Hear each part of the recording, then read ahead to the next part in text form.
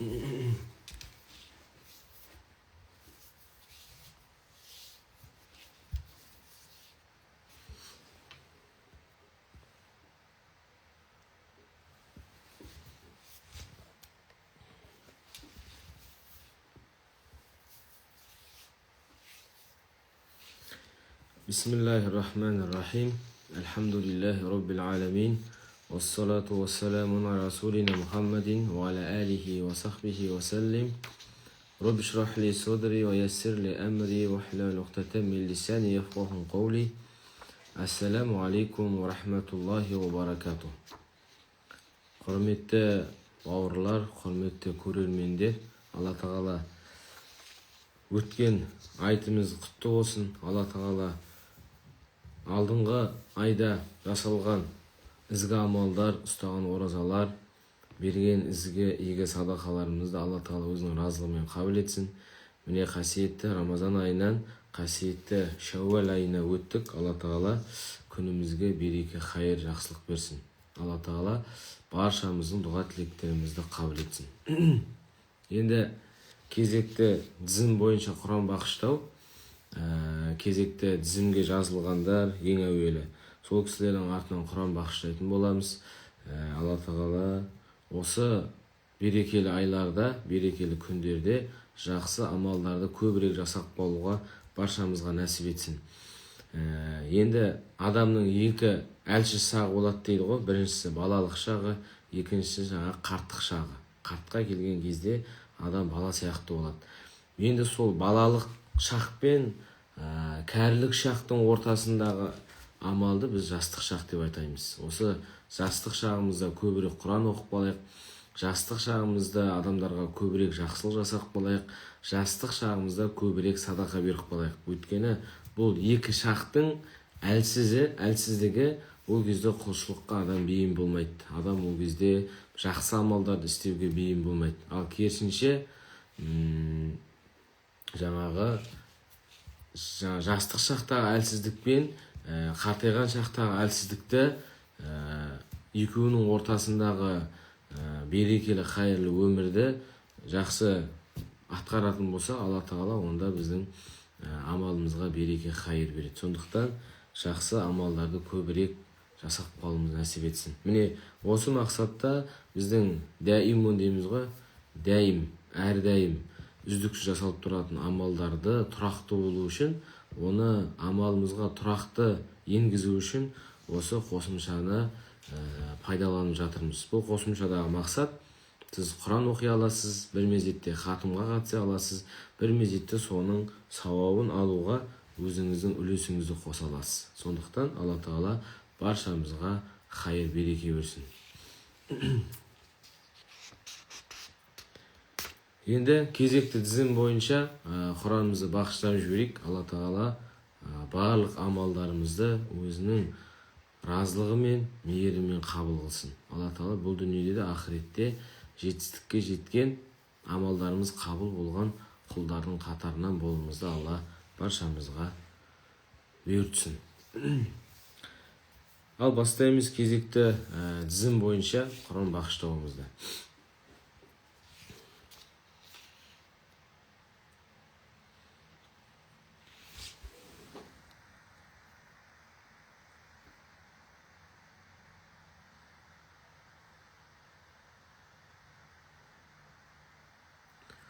Наурыз бауырым, сіздің сұрағыңызға кейіннен жауап беріледі.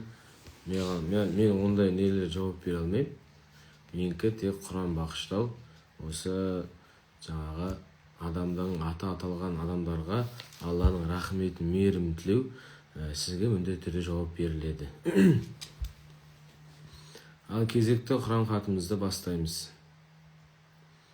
Аузу биллахи минаш шайтанир раджим. Бисмиллахир-рахманир-рахим. Алхамдулиллахи раббил аламин.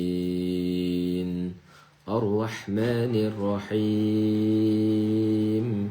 Малики яумиддин. Iyяка нa'буду ва iyяка наста'ин. Ихдинас-сиратал-мустақим.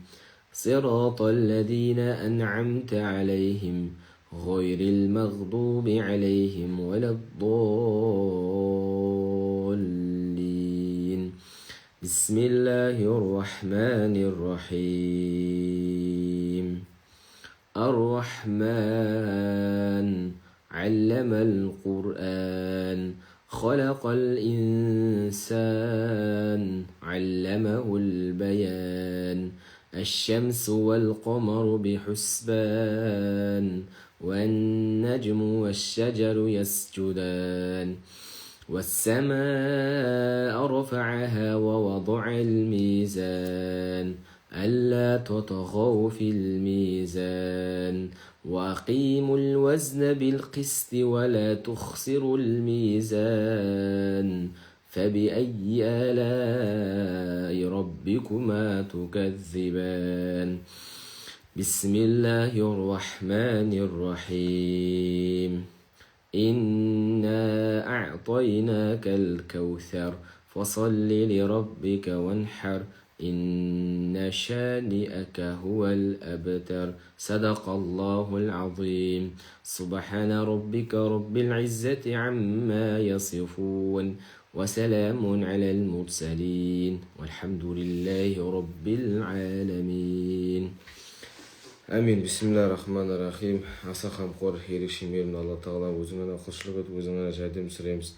Алла Тағала қасиетті Құран-ы Кәрімнен болған қасиетті аяттардан болған сауаппен Бадилханұлы Аяубекке, Сұлтанұлы Қуанышқа, Сәмет қызы Райлаға, Бахраддинұлы Сайлаубекке, Сайлаубек қызы Ғалияға, Нұғман қызы Ақсүйгенге, Әбілұлы Төлегенге, Төлеуғалиұлы Қабландыға, Өміржанұлы Жеңісбекке, Даджанов Фарид Хамидовичке, Садық Жаббар Садықовичке, Төлеумағамбетұлы Қалмағамбетке, Төлеумағамбетұлы Дәуренбекке, Төлеумағамбетұлы Ғалымжанға, Дәрібайұлы Төлеумағамбетке, Дәрібайұлы Келмағамбетке, Дәрібай қызы Даражаға, Ишанұлы Дәрібайға, Ишан қызы Балтайға, Исқақұлы Қуаныш Бейсенбі қызы Алмажанға, Сейітқазыұлы Ералыға, Жүсін қызы Құмарбәнуге, Әбутәліп Көшербайұлы Серік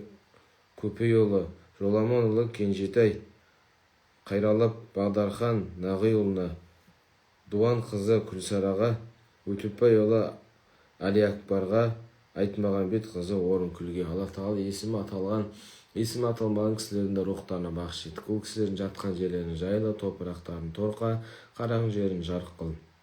Алла Тағала осы қасиетті Құран нұрымен ол кісілердің қабірін нұрландырып, ол кісілердің қабірін жәннатта бақтан ет. Сұрақ жауаптарын жеңіл ет, амал дәптерін оң жағына беру нәсіп ет. Артында алған тума туыс ұрпақтарына, бала-шағаларына, дендеріне саулық, отбасына аманшылық бер, істеріне, кәсіптеріне береке бер. Тілеген дұға тілектерін, жасаған ізгі амалдарын, берген хайыр-сан садақаларын қабыл ет. Тіл көз, бәле-жәле, қауіп-қатер, ауру-сырқаудан аман-есен сақтағайсың.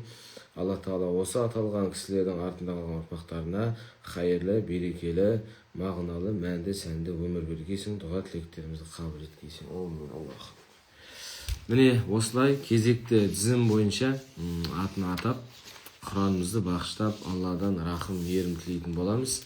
Егер сізді өмірден өткен ата-анаңызға, аталарыңызға, бауырларыңызға Құран бағыштағыңыз келсе, хатым сөзін жазып кетіңіздер. Сіздерде міндетті түрде жауап берілетін болады. Алла Тағала баршамыздың қылған ғибадат құлшылықтарымызды қабыл етсін. Енді сәлден кейін толықтай Құранның хатымның дұғасын бағыштайтын боламыз. Соған кіріп, тағы да дұғаға, хатымға қатыссаңыздар болады. Өйткені хатым Құранның дұғасына қатысу ең жақсы амал. Сондықтан іштеріңізден дұғаларыңызды тілеп, Алладан жақсылық болсын, береке болсын, дұға тілектерін қабыл етсін. Алла Тағала тіл көз, бәле-жәле, қауіп-қатерден сақтасын деп бірге тілеп отырсаңыздар болады. Сәлден кейін кірем, кетіп қалмаңыздар.